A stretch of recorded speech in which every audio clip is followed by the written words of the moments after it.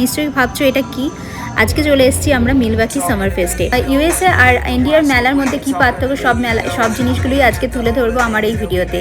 তো সবচেয়ে প্রথমে এটাকে দেখে সবাই চমকে যাবে না, এটা হলো মনস্টারের একটা প্রমোশন। আমরা পেয়ে গেলাম দুটো ড্রিঙ্কস, যে যত পারো ড্রিঙ্কস খেতে পারো। এখানে ছিল এন্টারটেনমেন্ট করার মতো অনেক কিছু, সাথে ছিল নাগরদোলা যেটা ইন্ডিয়াতেও থাকে, আর সাথে ছিল এরকম ডান্সার। জায়গায় জায়গায় এখানে সবাই ডান্স করছিল। আর সব থেকে বড় ব্যাপার, আমরা চড়ে গিয়েছিলাম জিপ লাইনে। জিপ লাইন হলো এখানকার একটা এন্টারটেনমেন্ট রাইড।